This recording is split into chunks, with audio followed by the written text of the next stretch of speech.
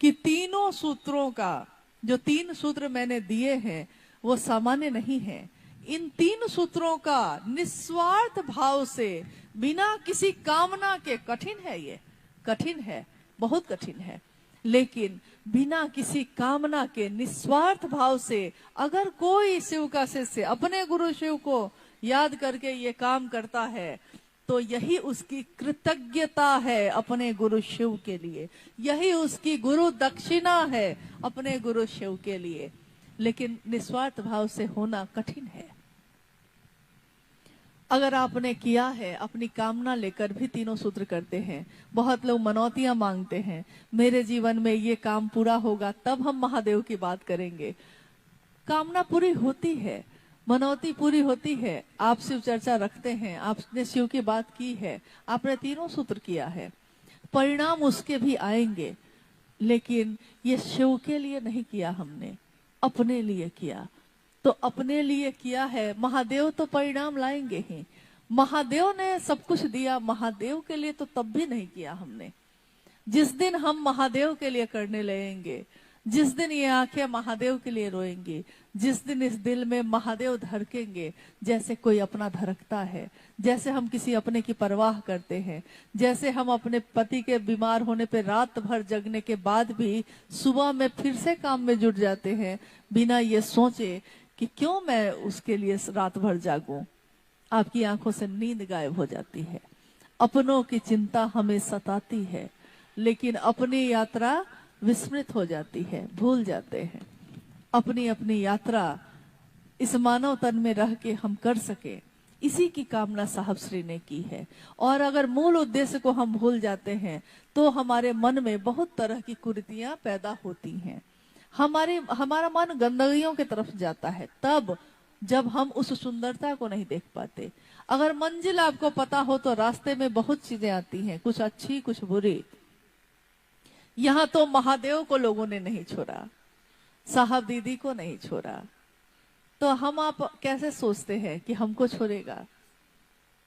कभी कभी इंसान ही है हम लोग भी, तो कोई भगवान अभी हुआ नहीं, कोई महादेव अभी पूरी तरह बना नहीं है। एक महादेव ही अघोर है, उनको लाख कुछ हो जाए उनके मन पे कोई घोर नहीं होता उनका मन। लेकिन हम लोग जो अभी हैं, अभी थोड़ा सा उधर हुए हैं, थोड़ा सा इधर भी है, मन थोड़ा दुखी हो जाता है, व्यथित होता है, घोर होता है। लेकिन उस समय साहब की वही बात हमेशा याद आती है जो उन्होंने, जब भी कोई व्यथित हुआ, जब भी कोई कहा कि मैं तो महादेव के लिए करता हूँ, मैं तो आपकी बोली बात को कर रहा हूँ, लेकिन लोग क्यों मुझको गलत समझ जाते हैं। साहब ने कहा कि यार सही तो एक ही जगह हो सकते हो, या तो महादेव के लिए हो जाओ या तो दुनिया के लिए हो जाओ। महादेव के लिए हो जाओगे, दुनिया खुद समझ लेगी एक दिन, तू कौन है, तेरा नाम है क्या। सीता भी यहाँ बदनाम हुई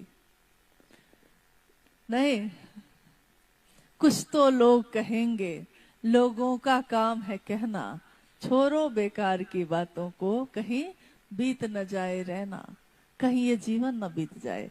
यही बात करते करते कि कौन कैसा है, कौन कैसा है, कौन कैसा है, सबकी समीक्षा करते करते हम अपनी यात्रा फिर से भूल जाते हैं।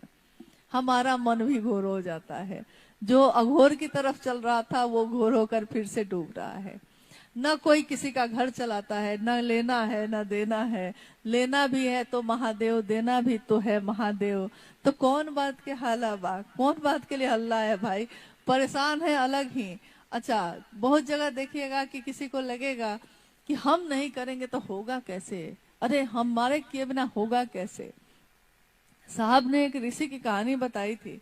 उन्होंने कहा ऋषि कश्यप रास्ते पे जा रहे थे तो उन्होंने एक अकेली गिलहरी को देखा जो सामने सड़क पे खड़ी थी। वो गिलहरी न हिलती थी न डुलती थी, एकदम मूर्ति की तरह खड़ी है और अपने पूंछ को ऊपर किए हुए है। गिलहरी की पूंछ ऊपर है, गिलहरी हिल नहीं रही है। ऋषि रुक गए। उन्होंने कहा अरे गिलहरी तुम हिलती क्यों नहीं हो, क्यों खड़ी हो यहाँ मूर्ति की तरह। गिलहरी ने कहा ऋषि जी कुछ मत बोलिए, कुछ मत बोलिए, बोलूंगी तो हिल जाऊंगी। ऋषि ने कहा बात क्या है ये तो बताओ। तो उसने कहा कि अगर हिल गई तो ये आसमान तो मेरी पूंछ पे ही तो टिका है, आसमान ही गिर जाएगा।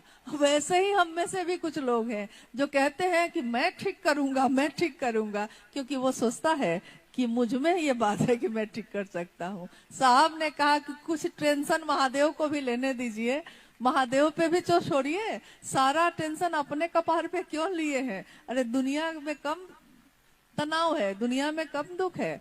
उस दुख से छुटकारा पाने के लिए महादेव को अपना बनाया, और महादेव को अपना बना के भी अगर मेरा मन आनंदित न हुआ तो हम क्यों कर रहे हैं इस काम को?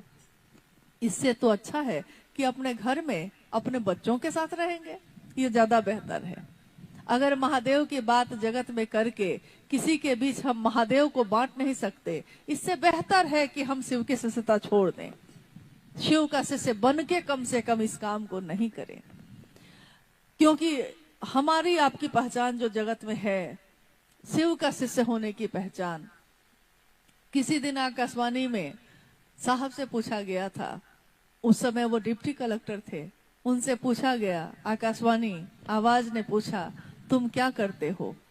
साहब के मुख से निकला, मैं शिव शिष्य बनाता हूँ। साहब ने कहा कि न जाने क्यों मैंने ये कहा उस समय कि मैं शिव शिष्य बनाता हूँ, क्योंकि मैं उस समय डिप्टी कलेक्टर था। लेकिन मेरे मुंह से ये नहीं निकला कि मैं डिप्टी कलेक्टर हूँ और मैं प्रशासन चलाता हूँ, मेरे मुंह से ये नहीं निकला। आपसे कोई पूछे कि आप क्या करते हैं, तो आपके मुंह से निकलेगा कि मैं किसान हूँ, या मेरा व्यापार है, या मैं रेलवे में नौकरी करता हूँ, या मैं मास्टर हूँ। कुछ तो निकलेगा, हम घर संभालते हैं, कुछ तो निकलेगा। यानी जो भाव, जो पहचान आपके मन पे भारी है, आपके मुंह से भी वही निकलेगा। साहब के मन पे क्या भारी था उस दिन? आकाशवाणी ने जब उनसे पूछा कि तुम क्या करते हो, तो उन्होंने कहा कि मैं शिव का शिष्य बनाता हूँ। और ये बात उन्होंने बाद में कही कि जो आपके मन पे भारी होगा, आपके मुंह से वही निकलेगा। आप कौन हैं? तो हमारे मुंह से आज भी क्यों नहीं निकलता हम शिव के शिष्य हैं? शिव के शिष्यों से ही गुरु की पहचान होती है। किसी भी गुरु की पहचान उसके शिष्य से होती है। संत की ऊंचाई नहीं नापी जा सकती, लेकिन गुरु की ऊंचाई नापी जाती है। किससे? विद्यार्थी से। कौन मास्टर अच्छा है? मेरा बेटा किससे पढ़ा था तो फर्स्ट क्लास से पास किया था, तो मास्टर की पहचान इससे हुई कि जो पढ़ा उससे, वो पढ़ने में एकदम खराब था, लेकिन मास्टर ने ऐसा पढ़ाया उसको कि वो फर्स्ट डिवीजन से पास कर गया। आप दूसरों को भी बताने लगते हैं कि अमुक मास्टर से पढ़ाइए, वो खत्म से खत्म विद्यार्थी को भी फर्स्ट डिवीजन से पास कराएगा। यानी गुरु की पहचान शिष्य से होती है। हम शिव शिष्यों की पहचान से गुरु की पहचान होगी। शिव गुरु हैं, कैसे गुरु हैं? तो हमको आपको देख के ही लोग समझेंगे कि शिव कैसे गुरु हैं। क्या आपका मन शांत हो गया है? क्या आपके घर के तनाव कम हुए? क्या आपकी बोली में जो हमेशा दूसरों के लिए कटु वचन निकलते थे, क्या अब प्रेम की वर्षा होती है? क्या महादेव की तरह आपने अमृत का दान करना सीख लिया है? क्या लोगों ने आपको जहर दिया लेकिन आपने बदले में ये नहीं किया है? क्या लोगों ने आपको चोटें दी हैं लेकिन आपने बदले में चोट नहीं दी है?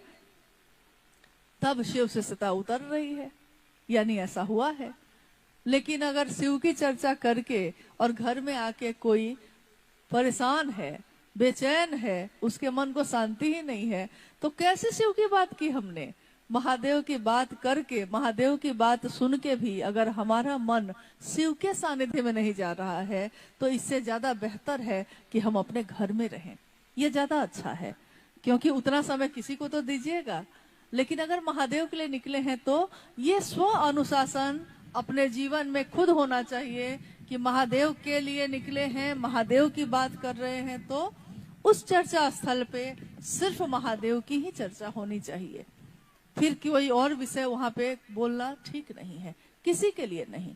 ये नहीं है कि हाँ आप झगड़ा करने लगिए या आप तर्क कीजिए। शिव के शिष्य शास्त्रार्थ नहीं करते, शिव के शिष्य तर्क नहीं करते, लेकिन आप हाथ जोड़कर उठकर वहां से जा सकते हैं। जहां मेरे महादेव की बात नहीं, अगर यहाँ मेरे महादेव की बात ना होगी तो हम यहाँ क्यों रहेंगे? हम लौट जाएंगे, चले जाएंगे।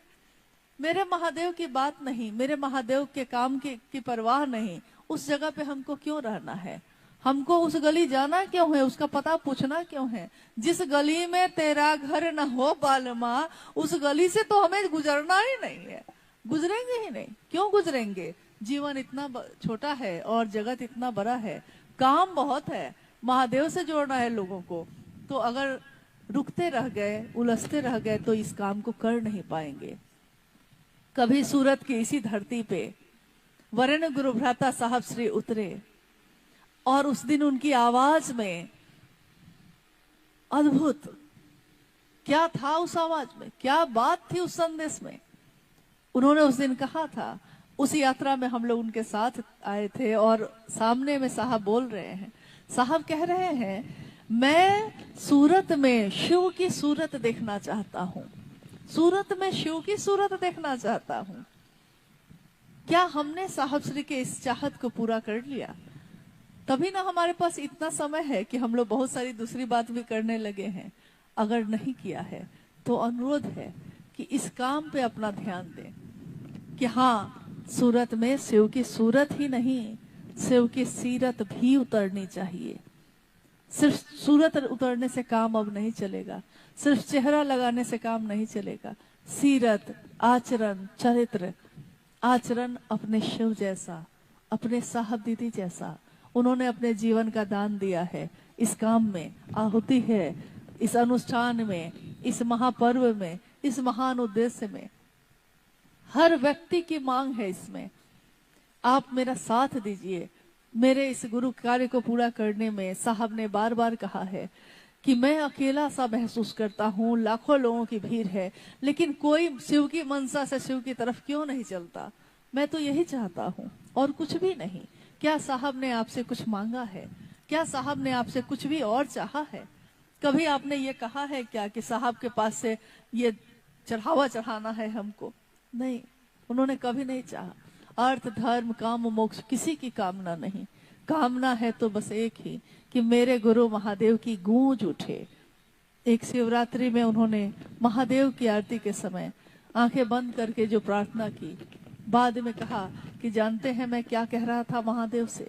मैं अपने महादेव से, अपने गुरु से ये कह रहा था कि ये हरा भोला हर शिव की जो गूंज उठ रही है, मैं चाहता हूँ कि ये गूंज पूरी धरती पे उठे, हर जगह पे ये जागा जागा महादेव का उद्घोष सिर्फ नारा नहीं बन जाए, सचमुच में शिव जागे, सबके हृदय में जागे, और ऐसा जागे कि उसकी सीरत बदले। सूरत ही नहीं, सिर्फ हमारे आचरण ही नहीं बदले तो क्या फायदा होगा?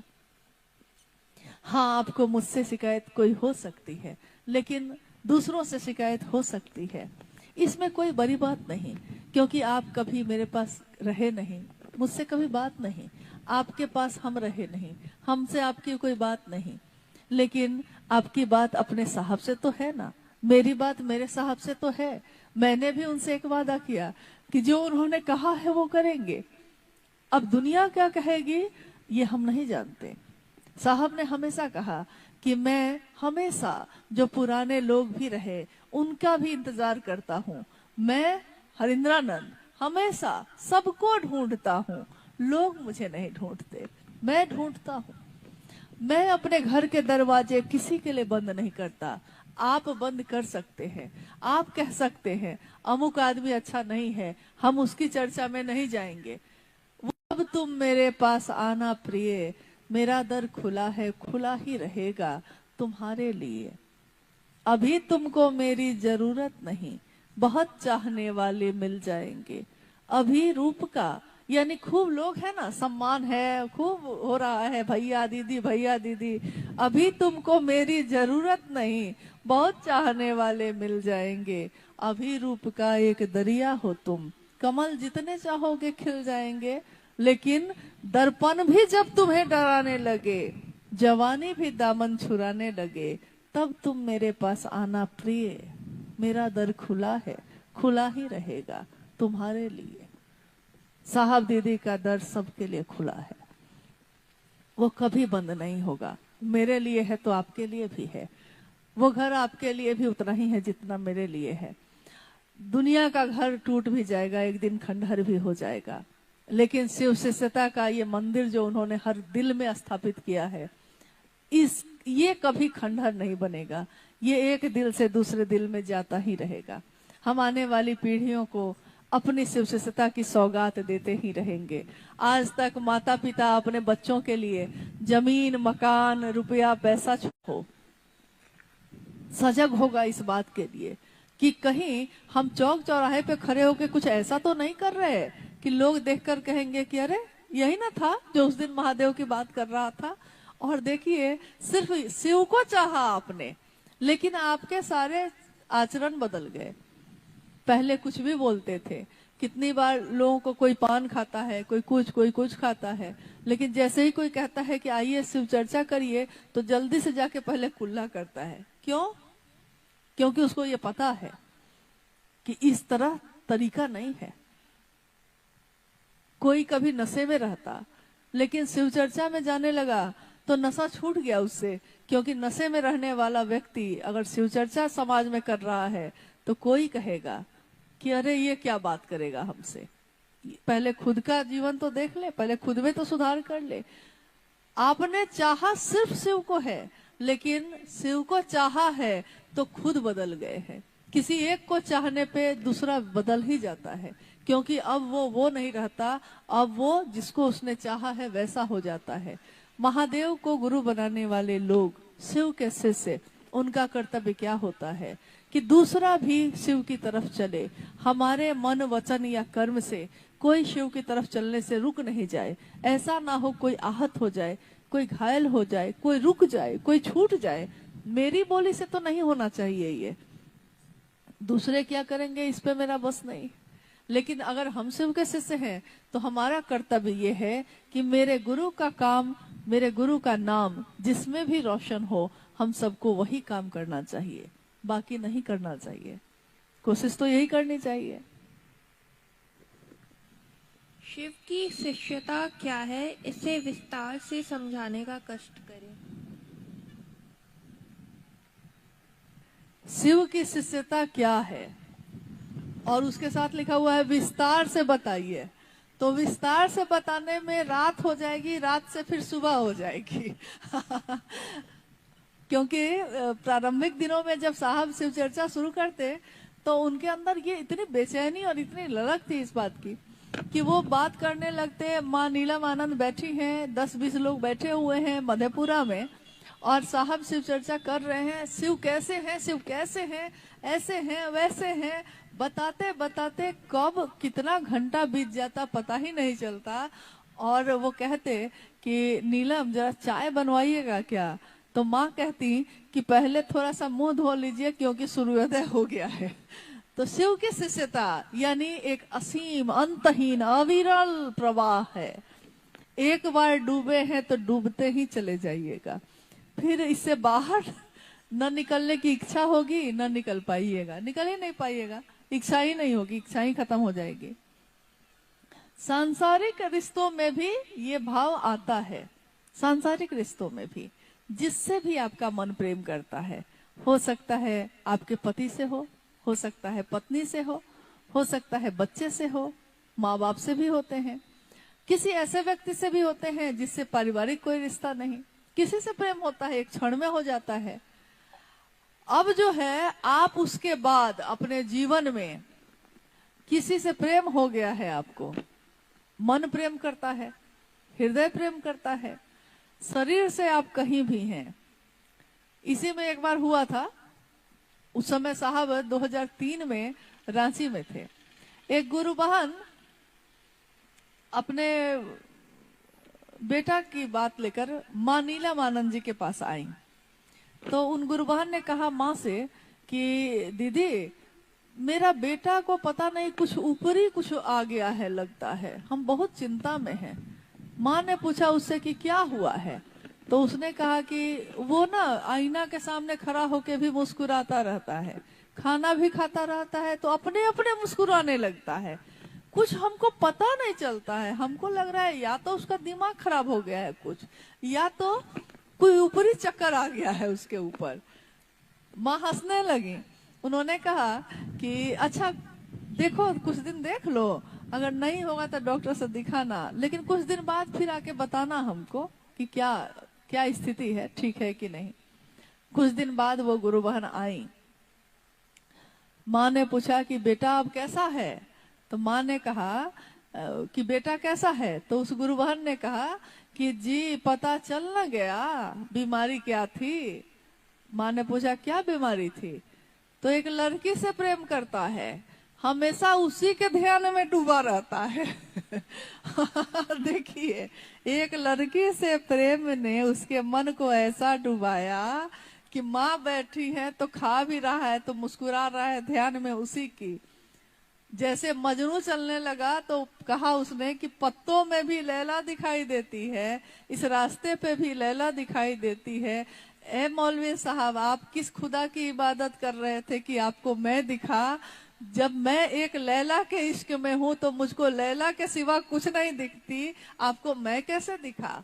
तो जो शिव की शिष्यता में है, ये प्रवाह ऐसा है, ये भाव ऐसा है कि ऐसा डूबता है आदमी कि फिर उसको शिव ही दिखता है हर जगह, उसको दूसरा कुछ दिखता ही नहीं। जो हो सामने वो शिव ही देखेगा उसमें, अगर शिष्य भाव है। शिष्य भाव जगे जरा तो ध्यान तो हो ही जाता है। शिष्य भाव थोड़ा जग जाए तब ना, शिष्य भाव जग जाए, स्वस्फूर्त हो जाए, मेरे अंदर खुद पैदा हो जाए। इसके लिए पहला सूत्र है जिसमें हम मन ही मन बार बार महादेव से दया मांगते हैं। ये स्वस्फूर्त यानी आपके अंदर पैदा हो जाए, है जन्म से है लेकिन प्रकट नहीं हुआ है।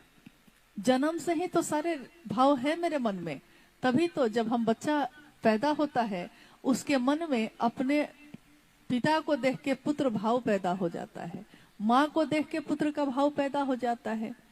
बड़ा होता है, पत्नी आती है, पत्नी जब आई नहीं थी तब तक पति भाव सोया हुआ था, पता चला कि इससे विवाह होना है, पति भाव प्रकट हो गया, था तो जन्म से ही, लेकिन जब सामने वो रिश्ता आया तो उसके अंदर सोया हुआ वो भाव प्रकट हो गया, यानी पति का भाव। पता चला है कि माँ बनने वाले हैं, माँ का भाव था तो जन्म से ही था, सोया हुआ था। जैसे ही खबर आई, डॉक्टर ने कहा कि माँ बनने वाले हैं, पुत्र को पुत्री को तो अभी देखा भी नहीं, अभी तो 9 महीने बाद देखना है, लेकिन माँ का भाव प्रकट हो गया, पिता का भाव प्रकट हो गया। ठीक वैसे ही जैसे ही ये सूचना, ये संदेश आता है कि शिव मेरे गुरु भी हो सकते हैं, आज से और अभी से मैंने शिव को अपना गुरु बनाया है, मेरे अंदर जो शिष्य का भाव सोया तो था, जन्म से ही था वो बिया, लेकिन सामने जैसे ही गुरु का आया, गुरु और शिष्य ये दोनों मतलब आया और शिष्य भाव प्रकट हो गया। शिष्य भाव यानी शिष्यता, शिष्यता, शिष्य भाव प्रकट हुआ। अब आप दूसरा कोई समझाएगा कि और भी गुरु हैं, और भी चीजें हैं, आपको समझ में नहीं आएंगी। किसने कितना समझाया मजनू को, किसने कितना समझाया सिरी फरहाद को, मंसूर को, लेकिन चढ़ गया सूली पे, चढ़ के सूली पे मंसूर बोला इश्क है ये, तमाशा नहीं है। इश्क यानी जिससे हो गया उससे हो गया, वो महादेव से हो गया, गुरु से हो गया तो हो गया। अब इसमें कोई कुछ भी समझाएगा, थोड़े ही कुछ बदलने वाला है। तो शिष्यता, शिव की शिष्यता एक अविरल यानी एक ऐसा है जो लगातार निरंतरता में बहता रहता है, एक प्रवाह है जो खत्म ही नहीं होता है। असीम में मिलिएगा तो असीम ही होइएगा, अनंत में मिलिएगा तो अनंत ही होइएगा। हमारी गणना है, हम 1 लाख 2 लाख 10 लाख महाअरब महाखरब तक गिन सकते हैं, लेकिन उसके बाद हमारी गिनती खत्म हो जाती है। और जहां इंसान की गिनती खत्म हो जाती है, वहां से ना महादेव की गिनती शुरू होती है। वो असीम, वो अनंत, वो ज्ञान के निधि अगम, जिसका कोई तल नहीं, अतल गहराई जिसकी है, उस महादेव से मिलने के बाद आप थोड़े ही पूछेंगे शिष्यता क्या होती है, लोग बोलेंगे, लोगों ने कहा ये मजनू दीवाना हुआ, लोगों ने कहा ये मीरा रानी दीवानी कहाने लगी। दुनिया ने कहा, मीरा को तो याद भी नहीं था कि अब दुनिया है भी। मीरा तो गुम हो गई अपने कृष्ण में। तो जो जिसमें डूबता है, जिसके अंदर जिसका भाव आ जाता है, फिर दुनिया उसके लक्षण को देख के कहती है। तो हमारे आपके लक्षण ऐसे हो जाए कि रहे हैं, क्योंकि अब समय की भी अवमानना है। साहब श्री ने आओ चले शिव की ओर एक पुस्तक लिखी है।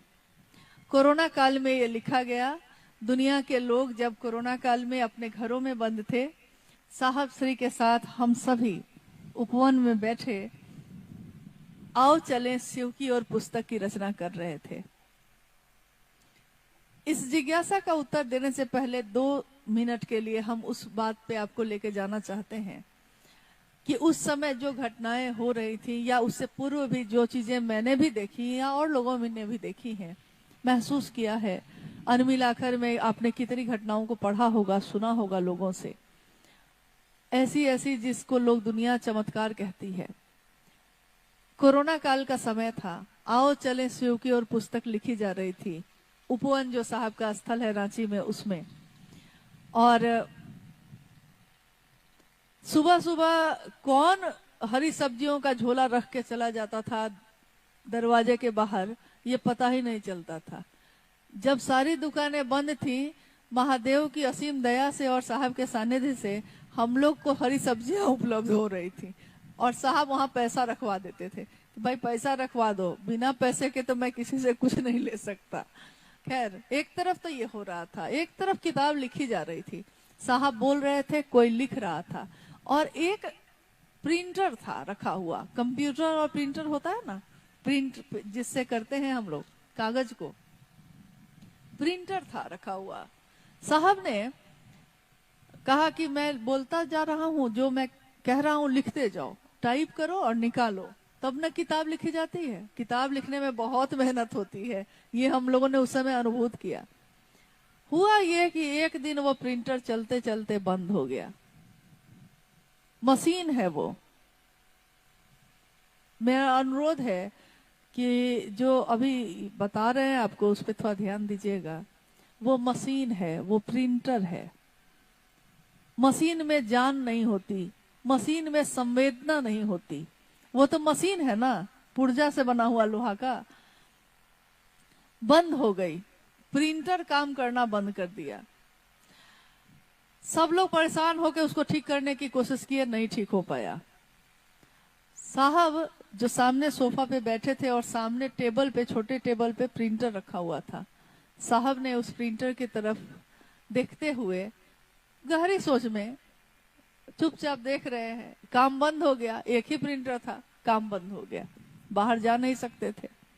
साहब ने उसको देखते हुए कहा, यार तुमने भी साथ छोड़ दिया मशीन को, प्रिंटर को। सच्चाई है कि हम लोग हंसने लगे कि प्रिंटर को कह रहे हैं। सारे लोग कहने लगे साहब प्रिंटर को कह रहे हैं। और साहब ने क्या कहा उसको, यार तुमने भी साथ छोड़ दिया। कुछ देर के बाद साहब ने कहा कि गौतम जरा इसको फिर से बना के देखो तो। और फिर से उस प्रिंटर पे जब कागज लगाया गया तो वो प्रिंटर तब से चल ही रहा है, अभी तक दोबारा बनाने की जरूरत नहीं पड़ी। मुझको लगा उस समय, और आज भी लगता है, हर समय ये लगता है कि कभी ऐसा हुआ कि दरभंगा में मच्छर आया तो मच्छर वाली घटना हो गई। कभी कश्मीर साहब गए तो वहां खटमल था, वो उनकी बात सुन के चला गया। कभी ये प्रिंटर जो बंद था ठीक ही नहीं हुआ, और साहब ने कहा वो चलने लगा। जब एक मशीन पे, एक मच्छर और एक खटमल जैसे चीजों पे, एक सांड पे, एक बैल पे, एक जानवर पे भी साहब श्री हरिंद्रानंद जी की बात का ये असर है, तो हम शिव से जो हैं, हम इंसान हैं, जीवित हैं, संवेदना है हमारे अंदर, दिल है हमारे अंदर। हम पे साहब की वो मुहर, वो छाप क्यों नहीं पड़ी? ये हमको शिव के सिवा कुछ भी याद नहीं आए। ऐसा हम लोगों के साथ क्यों नहीं हुआ? क्योंकि हमने उसकी छाप को लिया ही नहीं, हमने अपने मन को उनके रंग में रंगा ही नहीं।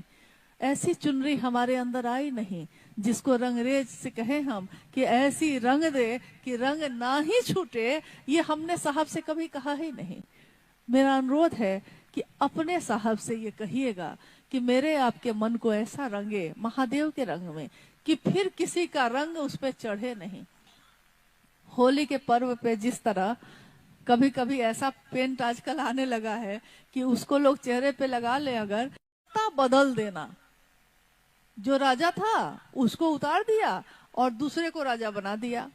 कभी आप सुनते होंगे कि कभी सेना ने विद्रोह कर दिया, तो जो राजा की परंपरा थी वो खत्म हो गई, अब सेनापति उस पे बैठा हुआ है। यानी क्रांति, उसमें गोलियां चलती हैं, बंदूक चलती है, तलवारें चलती हैं, एक दूसरे का कत्ल करते हैं लोग, एक सत्ता हटती है दूसरी सत्ता आती है, इसको कहते हैं क्रांति। जागरण क्या है? जागरण सामान्य शब्दों में हम समझते हैं जागरण मतलब कि जैसे हम लोग नव दुर्गा की पूजा जब होती है तो हम लोग कभी कभी दुर्गा का जागरण करते हैं, कभी काली का जागरण करते हैं। यानी जागरण मतलब हम लोग समझते हैं कि गीत भजन और रात भर जगे रहना, यही है जागरण। साहब ने जागरण शब्द की ये व्याख्या नहीं की। जागरण यानी जो सोए थे सो जग गए। जग गए मतलब सिर्फ आंखों से नहीं जगे, सजग हो गए, आपका हृदय ही जग गया शिव के लिए। ये जागा जागा महादेव का जो जयघोष है, ये शिव का अंश जो हमारे आपके अंदर सोया है उसके जागरण के लिए है।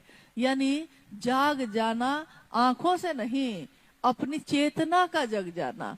मेरी जो परम चेतना है, जो अंदर, जो मैंने अभी कहा कि साहब ने कहा कि ये जो तुम्हारे अंदर से बोलता है ये कौन है, उसका जग जाना, उसका ये सोच लेना कि मैं यहाँ क्यों आया, किस लिए आया हूँ।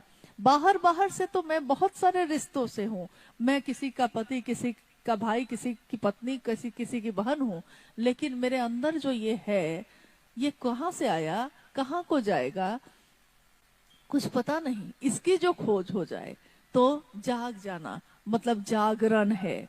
शिव की शिष्यता क्रांति नहीं है। यानी ये मामला ये नहीं है कि किसी एक को हटाया दूसरे को बैठा दिया, ये मामला नहीं है। ये मामला क्या है कि ये जागरण है, अपनी यात्रा के लिए जग जाना, अपने शिव के लिए जग जाना।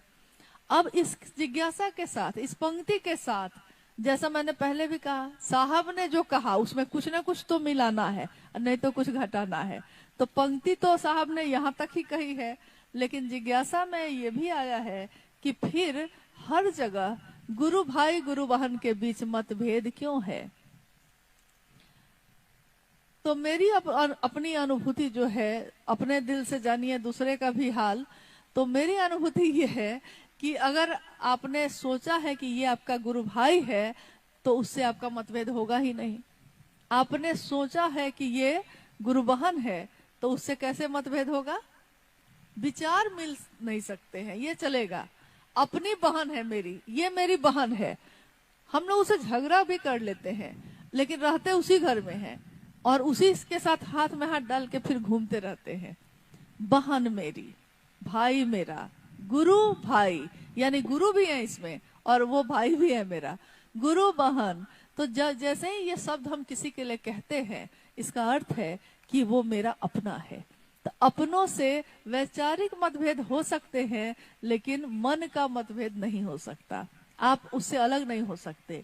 और अगर सबका केंद्र हमेशा एक रहेगा तो दुनिया, सोचिए तो जरा, ये पृथ्वी जहां हम बैठे हैं अभी धरती पे, ये धरती इस क्षण भी घूम रही है, चल रही है। ये धरती भी तो चलायमान है, लेकिन इसका एक केंद्र है, एक केंद्र यानी जिसकी धुरी पे वो घूम रही है। अब इस धरती में बहुत चीजें हैं, असंख्य चीजें, इसी में सागर भी है, इसी में सारे पेड़ पौधे भी हैं, इसी में जगत के सारे पशु और जानवर और पंछी भी हैं, सब हैं इस पे। लेकिन एक केंद्र है तो धुरी चल रही है, चल रही है, चल रही है। शिव शिष्यता का केंद्र हमेशा गुरु होते हैं। अगर शिव मेरे केंद्र में होंगे, मेरा मन अगर शिव को अपने केंद्र में रखेगा तो हमको किसी से भी मतभेद नहीं होगा। हाँ, ये लग सकता है कि भैया ये काम ऐसे नहीं, ऐसे होना चाहिए, दीदी ये काम ऐसा नहीं, ऐसा होना चाहिए, लेकिन हम उससे झगड़ा नहीं करने लगेंगे, क्योंकि मेरा भाई ही तो है, नहीं समझा है, समझा लेंगे, बात कर लेंगे। काम जब बड़ा होता है, लोग ज्यादा होते हैं, तो कभी इधर बर्तन बजेगा, कभी इधर बर्तन बजेगा, मतलब कि 4 लोग घर में रहते हैं तो बर्तन बजने लगता है। अब सोचिए, लाखों से उसी जिस परिवार में रहते हैं उसमें बर्तन बजेगा कि क्या बजेगा, सोच लीजिए, क्या क्या ना बजेगा। लेकिन परिवार फिर भी परिवार ही रहेगा, शिव शिष्यों का परिवार। और इस परिवार का जो हाल है ना, लाखों क्या पूरी धरती भी जिस दिन शिव शिष्य बन जाएगी, जो कि बनेगी ही, शिव ने चाहा है तो बनेगी ही, होगा ही, तब भी उस महादेव को क्या अंतर आएगा। साहब ने कहा एक बार कि एक जहाज, पानी का जहाज है विक्रांत, उस समय विक्रांत आया था भारत का थल सेना में। तो साहब ने कहा कि विक्रांत जैसा जहाज हो, पानी में चल रहा हो, 4 हवाई जहाज उस पर उतरता हो, 4 हवाई जहाज उस पर से उड़ जाता हो, इतना बड़ा है पानी का जहाज, और उस पे 5 करोड़ मच्छर बैठ गए हैं। इतना विशाल जहाज है, 5 करोड़ मच्छर बैठ गए। और मच्छरों ने कहा जहाज के कैप्टन से कि भाई साहब आपको दिक्कत नहीं ना है मेरे बैठने से। तो कैप्टन कहता है कि और 5 करोड़ को मंगा लो, हमको कोई दिक्कत नहीं है। शिव शिष्यों के परिवार में लाखों करोड़ लोग आते ही रहेंगे, महादेव के परिवार को इससे कोई फर्क नहीं पड़ेगा, जितना आना है आते जाओ, आते जाओ, परिवार तो परिवार ही रहेगा, रहेगा ही रहेगा। हम लड़ेंगे, बात करेंगे, इधर करेंगे, उधर करेंगे, लेकिन इस परिवार का मुखिया भी एक ही होगा और इसका केंद्र भी एक ही होगा। चाहे लोग जो चाहे कोशिश कर ले, लेकिन मुझको याद है साहब ने कहा है कि शिव शिष्यता में ऐसा नहीं होगा कि 2 भाग 3 भाग होगा। शिव शिष्यता सबको एक करेगी, क्योंकि शिव एक है तो वो सबको एक करेंगे ही करेंगे। इसलिए अपने गुरु पे विश्वास रखिए, और विश्वास नहीं भी रखिएगा तब भी होगा यही जो उन्होंने चाहा है, जो उन्होंने किया है। और गुजरात के इस पूरे राज्य में इतना खूबसूरत है, ये कितना सुंदर है, प्रेम और भक्ति की तो धारा बहती है। उस धारा में रहने वाले लोग जब शिव से जुड़ेंगे तो शिव की शिष्यता और कितनी सुंदर है। आइए इस काम को बढ़ाने में मदद करें, प्रेम से प्रेम का दिया जलाने में मदद करें, शिव शिष्यता की पीढ़ी और आगे बढ़ाने में मदद करें।